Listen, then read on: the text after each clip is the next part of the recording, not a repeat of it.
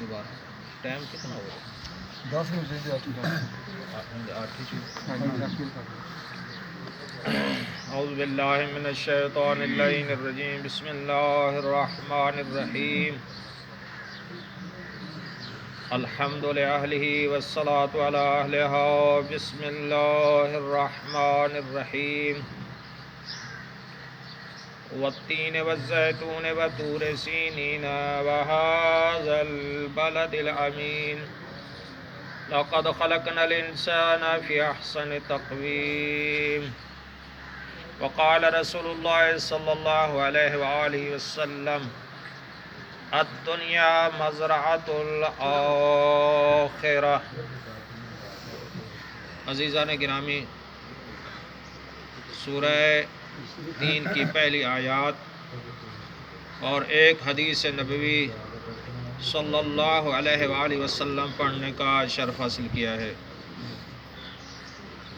اللہ تبارک و تعالی اپنی سچی کتاب میں ارشاد فرما رہا ہے والتین والزیتون وطور سینین وہذا البلد الامین، فرمایا مجھے قسم ہے انجیر کی، مجھے قسم ہے کوہ طور کی، مجھے قسم ہے زیتون کی، مجھے قسم ہے کوہ طور کی، مجھے قسم ہے مکہ مکرمہ کی۔ 4 قسمیں خدا نے اٹھائی ہیں،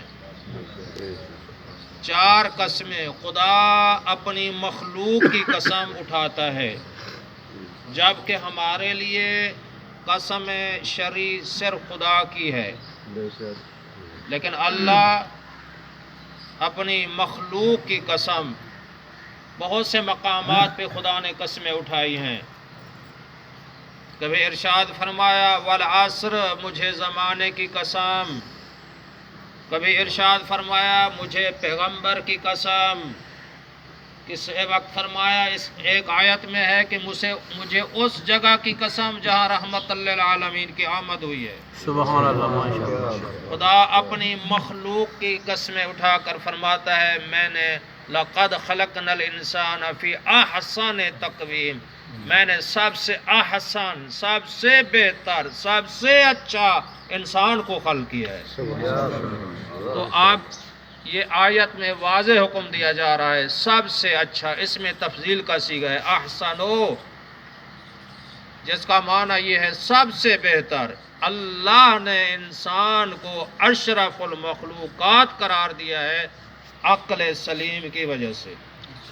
اللہ نے انسان کو مرتبہ دیا، پھر ارشاد فرمایا وَلَقَدْ كَرَّمْنَا بَنِي آدم، تحقیق البتہ ہم نے بنی آدم کو عزت بخشی ہے، بنی آدم کو شرف انسانیت عطا کیا ہے۔ تو اللہ کے نزدیک کون معظم ہے، کون محترم ہے؟ 26ویں پارے میں اللہ نے ارشاد فرما دیا سب مخلوق برابر نہیں ہے۔ فرمایا یا ایھا الناس انا خلقناکم من ذکر و انثی وجعلناکم شعوبا وقبائل لتعارفوا ان اکرمکم عند اللہ اتقاکم ان اللہ علیم خبیر۔ اے لوگو، ہم نے تجھے جوڑا جوڑا پیدا کیا ہے، مرد و عورت پیدا کیا ہے۔ فرمایا وَجَعَلْنَاكُمْ شُعُوبًا وَقَبَائِلًا، ہم نے تمہارے قوم و قبیلے قرار دیے ہیں۔ کیوں؟ لِتَعَارَفُوا، تاکہ تم ایک دوسرے کی پہچان کر سکو۔ پہچان کے لیے یہ قومیں ہیں، یہ ملک ہے، یہ عوان ہے، یہ فلاں ہے، یہ پہچان کے لیے ہے۔ یہ فقط ہاں اللہ کے نزدیک کوئی قوم و قبیلہ معیار نہیں ہے، بے شک کسی کو کسی پر کوئی فوقیت نہیں ہے، نہ عربی کو عجمی پر، نہ عجمی کو عربی پر، نہ گورے کو کالے پر، نہ کالے کو گورے پر، کسی کو کسی پر کوئی فوقیت نہیں ہے۔ اللہ کے نزدیک مرتبہ ہے، منزلت ہے، شرف ہے۔ تو فرمایا ان اکرمکم عند اللہ اتقاکم، اللہ کے نزدیک وہی محترم ہے، وہی معظم ہے جو سب سے زیادہ پرہیزگار ہے۔ ماشاءاللہ سبحان اللہ۔ یہ معیار ہے اتقا، یہ بھی اس میں تفضیل کا صیغہ ہے، سب سے زیادہ، متقی یہاں نہیں ہے، اتقا، اتقا جس کا معنی کیا ہے؟ سب سے زیادہ پرہیزگار اللہ کے نزدیک وہی محترم ہے۔ قوم چاہے جو بھی ہے، قرآن پہ عمل کرتا ہے، شریعت کے احکام پہ عمل کرتا ہے، واجبات ادا کرتا ہے، حرام کاموں سے رکتا ہے، اخلاق اچھا ہے، تو اللہ کے نزدیک وہ معظم ہے، وہ محترم ہے۔ اس لیے اللہ نے ابتداء کلام میں یہ مہر ثبت کر دی، فرمایا ذالک الکتاب لا ریب فیہ، یہ ایسی سچی کتاب ہے جس میں شک کرنے کی گنجائش نہیں ہے۔ لیکن فرمایا ابتدائی کلام میں ھدی للمتقین، ھدی للمتقین، یہ پورا قرآن کریم ہدایت ہے، لیکن مشروط ہے، شرط کیا ہے؟ یہ ہے للمتقین، صاحب تقوی لوگ۔ متقی کا معنی یہ ہے صاحب تقوی لوگ، اللہ سے ڈرنے والے لوگ، جن کے دل میں خوف خدا ہے، وہی لوگ صرف قرآن سے ہدایت حاصل کریں گے۔ جن کی دل کی کھیتی زرخیز ہے، جس دل میں حسد نہیں ہے، کینہ نہیں ہے، بغض نہیں ہے، عداوت نہیں ہے، تو وہی لوگ قرآن سے ہدایت حاصل کریں گے۔ آؤ پھر ارشاد فرمایا یا ایھا الناس اعبدوا ربکم الذی خلقکم والذین من قبلکم لعلکم تتقون، اے لوگو عبادت کرو اپنے رب کی۔ کیسا رب؟ عبادت کا حکم دیا جا رہا ہے، کس کی عبادت کرو؟ اپنے رب کی۔ وہ رب کیسا ہے؟ فرمایا الذی خلقکم، جس نے تم سب کو خلق کیا ہے، وہی خالق، اسی کی عبادت کرو۔ یہ نہ سمجھو کہ فقط تمہیں خلق کیا ہے، والذین من قبلکم، اول مخلوق کا خالق بھی وہی ہے، اول مخلوق کا خالق وہی ہے۔ تو فرمایا اس رب کی عبادت کرو، تمہارا خالق اول مخلوق کا خالق، آنے والی مخلوق کا خالق وہی ہوگا۔ تو فرمایا اگر تم عبادت کرو گے اپنے رب کی تو کیا ہوگا؟ لعلکم تتقون، تاکہ تم متقی بن جاؤ۔ تو عبادت کا مقصد تقوی، خلقت کا مقصد تقوی۔ تو تیسری آیت میں خداوند عالم ارشاد فرما رہا ہے ان اولیاءہ الا المتقون، اللہ کے ساتھ جو دوستی لگانے والے ہیں نا، اللہ کے ساتھ دوستی لگانے والے جو یہ چاہتے ہیں کہ ہم اللہ کو دوست بنا لیں، قرآن کی آیت واضح ہے، فرمایا ان اولیاءہ الا المتقون، الا استثنائیہ کے ذریعے اور نفی کے ذریعے اس بات کا حکم دیا جا رہا ہے کہ نہیں دوستی لگائیں گے اللہ کے ساتھ، مگر لگائیں گے تو وہ جو صاحب تقوی ہے۔ یعنی اللہ کے ساتھ دوستی لگانے کے لیے تقوی شرط ہے، تقوی ہوگا تو دوستی ہوگی، تقوی نہیں ہے تو دوستی نہیں ہے۔ یہ ایک طرفہ دوستی نہیں ہے۔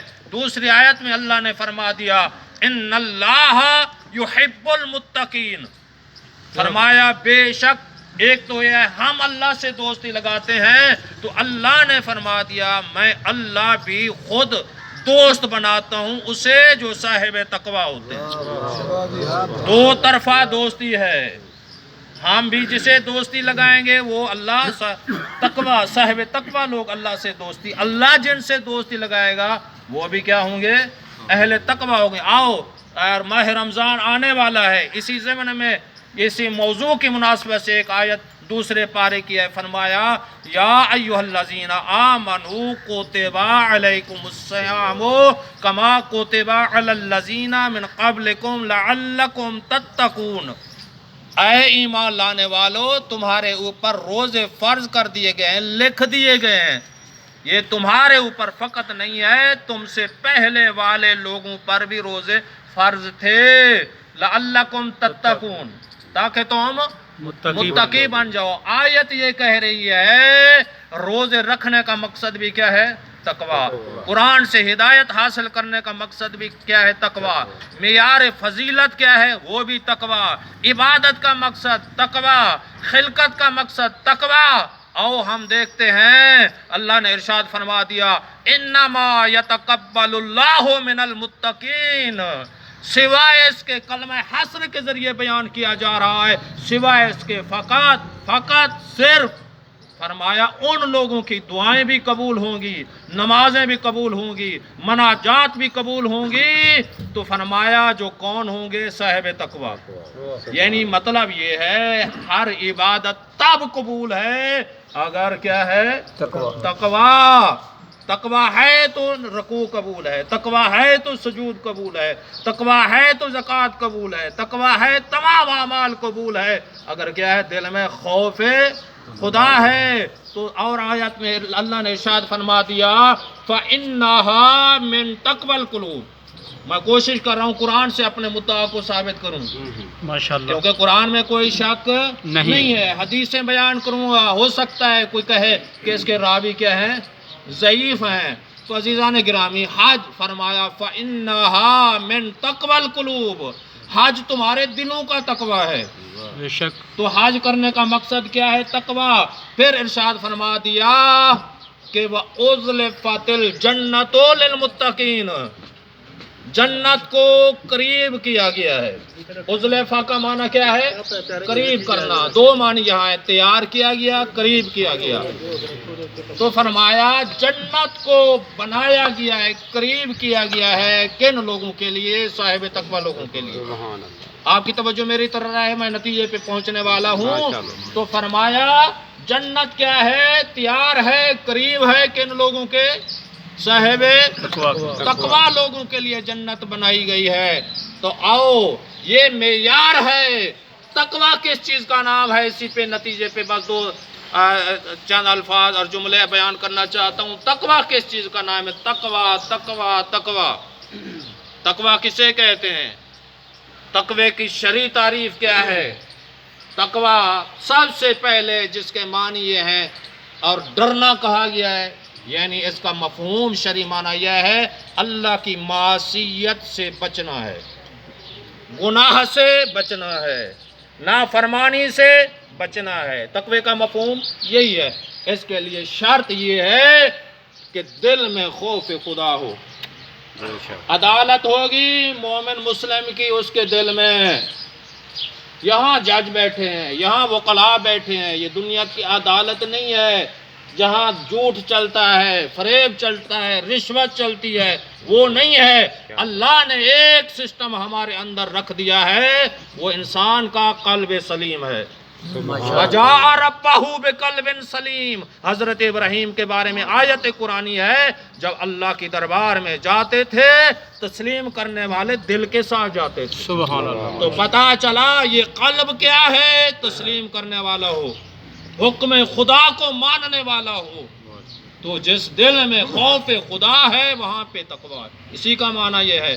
اور یہ قرآن کے آیات سنیں تو آخر میں ایک فرمان حضرت علی ابن ابی طالب علیہ السلام کا نہج البلاغہ سے بیان کرنا چاہتا ہوں، ماشاءاللہ، بس اسی پہ اختتام ہو جائے گا۔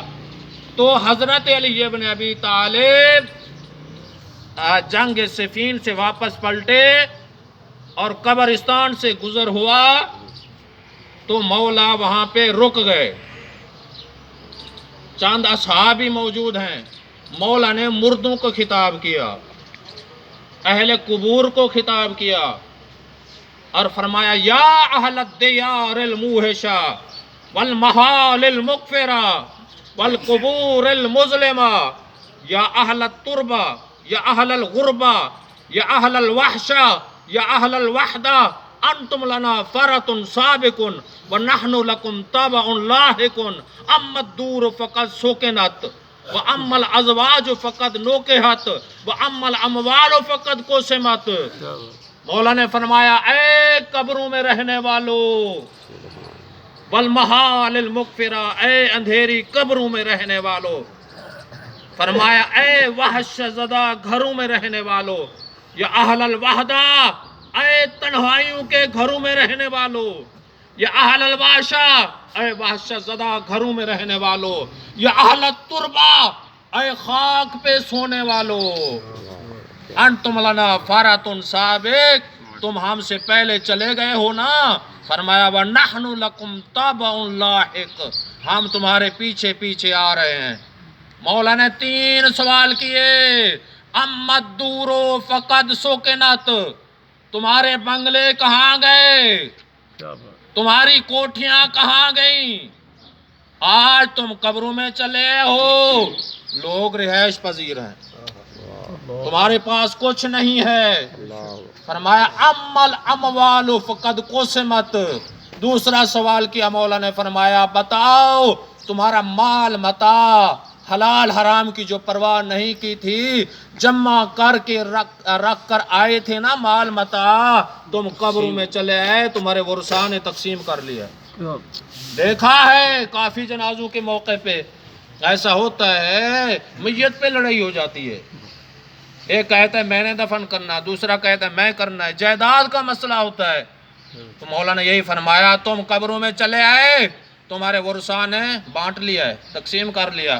مولا نے تیسرا سوال کیا اہل قبور سے، بتاؤ اما الازواج فقد نوکحت، بتاؤ تمہاری بیویاں کہاں گئیں؟ تو فرمایا تم قبروں میں چلے، لوگوں نے نکاح کر لیا ہے. 3 سوال مولا نے فرمائے. پھر مولا نے اصحاب کی طرح منہ کر لیا. تو اہل قبور کی طرف سے جو جواب تھا نا، وہ نہج البلاغہ کے آخری حصے میں یہ مولا کا جواب موجود ہے، قیامت تک رہے گا. تو فرمایا وہ پڑھ لینا. مولا نے یہ جواب دیا اصحاب کی طرح منہ کر کے، اگر انہیں جواب دینے کی اجازت ہوتی، یعنی جواب بھی یہی ہے. مولا نے فرمایا کون سا؟ یعنی مردوں کا جواب، اہل قبور کا جواب جو ہم تک پہنچا ہے وہ کیا ہے؟ تو فرمایا ان کی طرف سے یہ جواب ہوتا کیا، لِأَنَّ خَيْرَ الزَّادِ التَّقْوَى، بہترین زاد راہ ہے تو تقویٰ ہے. تو عزیزان گرامی، تو یہی عرض کرنا چاہتا ہوں کہ واجبات کو ادا کرنا، اللہ یفقدک حیث امرک ولا یراک حیث نہاک، جہاں حکم خدا آ جائے تسلیم کر لو، مان جاؤ، جہاں منع کیا جائے رک جاؤ. اسی چیز کا نام تقویٰ ہے. خود نیک کام کرو پہلے، دوسروں کو نیکی کا حکم دو. لما تقولون ما لا تفعلون، جو تم خود کام نہیں کرتے دوسروں کو کیوں حکم دیتے ہو؟ اللہ نے یہی ارشاد فرمایا خود برائی سے نفرت کرو، دوسروں کو روکو. یہی امر بالمعروف اور نہی عن المنکر کا ایسا فریضہ قرآن کے اندر بہت متعدد آیات ہیں کہ جب امت مسلمہ امر بالمعروف نہی عن المنکر کرنا چھوڑ دے گی، ایک ایسا عذاب نازل ہوگا، نیک لوگ اس عذاب کا شکار ہو جائیں گے، نیک لوگ بھی عذاب میں مبتلا ہو جائیں گے. اس لیے ہم برائی کو روکتے نہیں ہیں، یا نیک کام خود کرتے ہیں، دوسروں کو حکم نہیں دیتے. امر بالمعروف نہی عن المنکر، مولا فرماتے ہیں ایسا ہے ساری نیکیاں قطرہ ہیں، امر بالمعروف نہی عن المنکر سمندر ہے. اور ایک اس سے بڑی عبادت ہے، سب سے بڑی عبادت، نماز سے بھی بڑی عبادت، روزے سے بھی بڑی عبادت، زکوٰۃ سے بھی بڑی عبادت، جس کے بعد کوئی عبادت نہیں ہے. وہ کون سی عبادت ہے؟ مولا نے نہج البلاغہ نے فرمایا ایک ظالم، فاسق، فاجر، ظلم کرنے والا حکمران کے سامنے کلمہ حق بیان کرنا، اس سے بڑی عبادت کوئی نہیں ہے. وآخر دعوانا ان الحمد للہ رب العالمین.